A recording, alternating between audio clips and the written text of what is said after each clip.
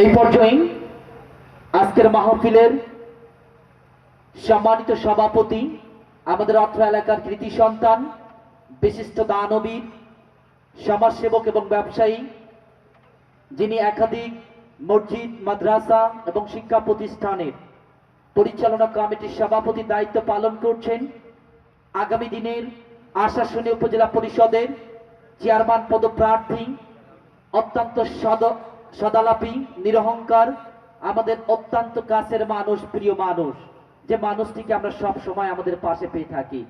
এই দানবীর মানুষটি তিনি আর কেউ নন। আজকের মাহফিলের সম্মানিত সভাপতি জনাব আলাস মোহাম্মদ গাউসুল হোসেন রাজ, চেয়ারম্যান বিসমিল্লাহ হাসারি। এই পর্যায়ে আমি সম্মানিত সভাপতি মহোদয়কে আজকের এই মাহফিল সম্পর্কে গুরুত্বপূর্ণ আলোচনা পেশ করার জন্য সনিবন্ধ আহ্বান জানাচ্ছি।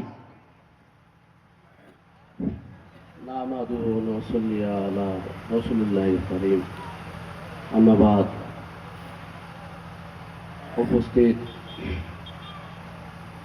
আজকের চাপড়া দক্ষিণ চাপড়া হাফিজিয়া মাদ্রাসার উদ্যোগে যে মাহফিলের আয়োজন করা হয়েছে, এই মাহফিলটি প্রধানত আমাদের যে মাদ্রাসার কমিটি বৃন্দ আছে, গ্রামবাসী আছে এবং যারা এখানে দান করেছেন, আমি সকলকে আন্তরিক কৃতজ্ঞতা মোবারকবাদ জানাই।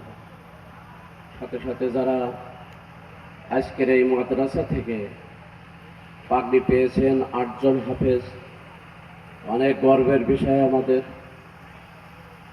সাথে সাথে সারা বাংলাদেশ থেকে 1, 2 এবং 3 নাম্বার আমাদের এই মাদ্রাসা থেকে শ্রেষ্ঠ হয়েছেন, তাদেরকেও জানাই অসংখ্য মোবারকবাদ। সঙ্গে সঙ্গে জানাই এই মাদ্রাসার যে শিক্ষকগণ আছেন, তাদের অক্লান্ত পরিশ্রমের এরকম একটা ফল আমাদের হাতে এসেছে। এতে আমরা গর্বিত না, আমরা সবাই গর্ববোধ করি না এর জন্য? আলহামদুলিল্লাহ। আজকের এটা 4টি কান কথা না যে সারা বাংলাদেশের ভিতরে আমাদের মাদ্রাসায় 1, 2, 3 হয়েছে। তো যাই হোক, এমনিভাবে আমাদের মাদ্রাসাটা আমাদেরকে এগিয়ে নিতে হবে। অনেক কাজও আছে, আপনারা অনেক দান সহযোগিতা করেছেন, সকলকে মোবারকবাদ জানাই আর একবার।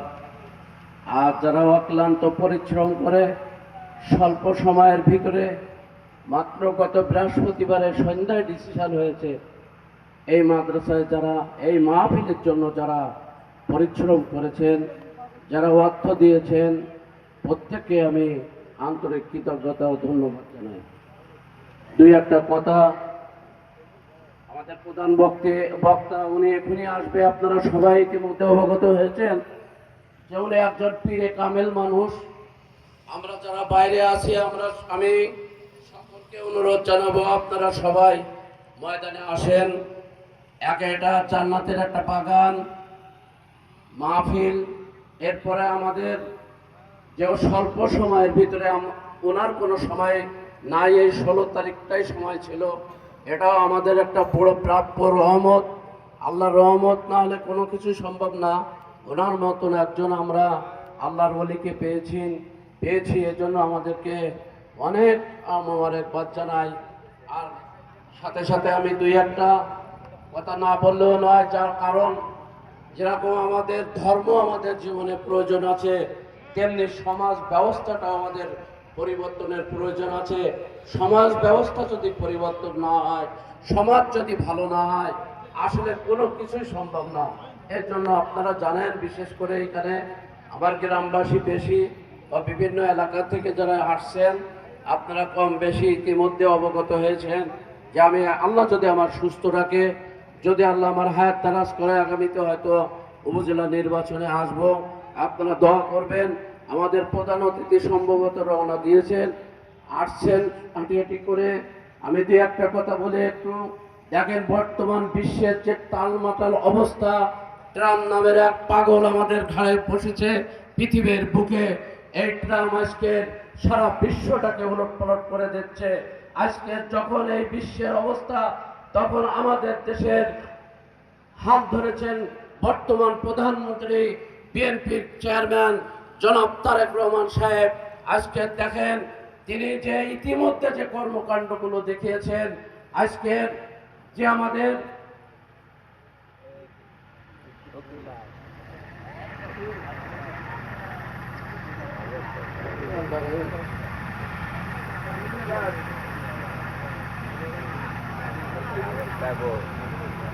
আমাদের যে ফ্যামিলি কার্ড, কৃষক কার্ড, এরপরে খাল কাটা কর্মসূচি, এমনিভাবে উনি একে একে যেভাবে আমাদের দেশের উন্নয়নের মাত্র 2 মাসের ভিতরে যেভাবে উন্নয়নের ধারা উনি দেখিয়েছেন, আজকে শুধু একটা জিনিস চিন্তা করেন, সারা বিশ্বে যেখানে তেলের দাম বাড়িয়েছে, আমি মাঝে ভারতে গিয়েছিলাম, ওখানকার মানুষের ভিতরে হাহাকার চলছে গ্যাস নিয়ে, তেল নিয়ে, অথচ আমাদের দেশেও চলছে। তারপরেও আমি মনে করি সেখান থেকে আমি আসছি, আমরা অনেক ভালো আছি।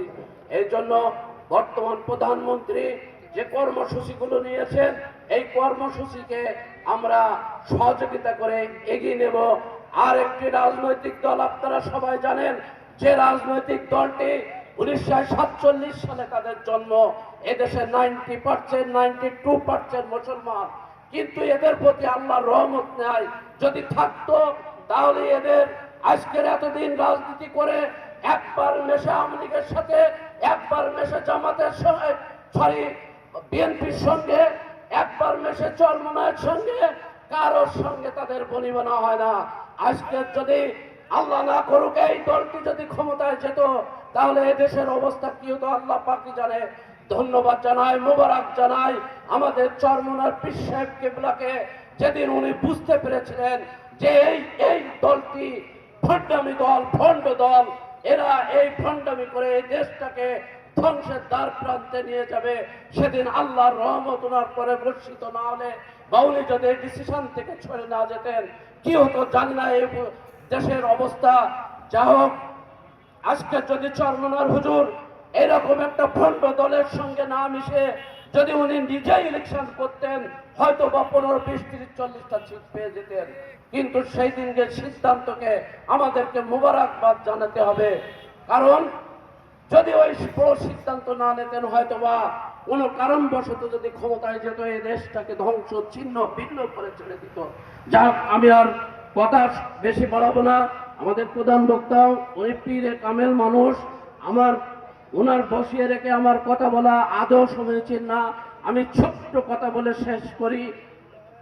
গত 2 দিন আগে সুবলাল ইউনিয়নের নুরুল আফসার মুর্তজা সাহেব, উনি বর্তমান প্রধানমন্ত্রী সম্পর্কে যে কথা বলেছেন, আপনার আমার প্রত্যেকটা মানুষের আমরা আমাদের নিজের ধৈর্যকে ধরে রাখতে পারবো না। বর্তমান প্রধানমন্ত্রী নাকি একটা পুতুল, ও নাকি এদিকে কাজ করলে কাজ হয়, এদিকে কাজ করলে কাজ হয়, সামনে ঠিক করলে ভোট হয়, এরকম একটা বক্তব্য দিয়েছেন। আমি বলতে চাই, নুরুল আফসার মুর্তজা, আপনি একটা উপজেলা নিয়ে ভাবেন, আর তিনি ভাবেন সারা বাংলাদেশটাকে নিয়ে, সারা বাংলাদেশের মানুষ কিভাবে সুখে থাকবেন। তিনি দিন নাই রাত নাই, শনিবারে ছুটি ছিল তাও আমরা দেখছি উনি অফিস করে। আমি মধ্যে এক মন্ত্রীর বাসায় গিয়েছিলাম, বললো রাজ ভাই বিশ্বাস করেন আমাদের কখন ডাক দেয় তার কোনো ঠিক ঠিকানা নাই। যখন তখন আমরা কয়েকদিন আগে দেখেছি উনি সচিবালয় বলছে কোনো সময় নাই, হঠাৎ ঢুকে পড়ছে সচিবালয়, যাওয়ার পথে পাশে যখন অন্য কর্মচারীরা আসছে, উনি বলছেন আপনারা আপনাদের কাজে যান, আমি যাচ্ছি সচিবদের। এইভাবে সমস্ত মন্ত্রী, সমস্ত যারা রাজনৈতিক ব্যক্তি আছে, প্রত্যেকের একটাই উনি বার্তা দিচ্ছেন যে মানুষকে ভালোবাসো, মানুষ তোমাদেরকে ভালোবাসবে, মানুষকে ভালোবাসো, মানুষ বিএনপিকে ভালোবাসবে। এই জন্য আসেন ভাই, আমরা বিগত এই উপজেলায় আমরা এখন দেখছি যে এমপি আমরা পাঠিয়েছি 1 মিনিট বক্তব্য দিতে পারে না, তাও লিখিত বক্তব্য। ভাইরাস অন্য এমপিদের 5 মিনিট সময় দিলে আরো তারা 5 মিনিট সময় বাড়িয়ে নেয়। অথচ আমরা দুর্ভাগ্য আমাদের, আমরা ভবিষ্যতে যদি এই ধরনের নেতা নির্বাচন করতে থাকি। এই বাংলাদেশের একটা খারাপ পর্যায়ে আমাদের উপজেলা আছে। এই উপজেলাকে উন্নতি করতে গেলে আপনার আমার সকলের সোচ্চার হয়ে আমরা ভালো মানুষের পিছনে দৌড়াবো। এটাই হোক আজকের এই মাহফিলের থেকে আমাদের অঙ্গীকার। আর আমি আমার শ্রদ্ধেয় হুজুর কিবলা ওনাকে বলবো, আপনাকে বসিয়ে 2 মিনিট বলে 3 মিনিট বলে কথা বলে ফেলেছি, আপনি আমাকে ক্ষমা সুন্দর দৃষ্টিতে দেখবেন। সবাই ভালো থাকেন, সুস্থ থাকেন, এবং আমি আপনাদের জন্য দোয়া করি, আপনারা আমার জন্য দোয়া করবেন। আসসালামু আলাইকুম ওয়া রাহমাতুল্লাহি ওয়া বারাকাতুহু।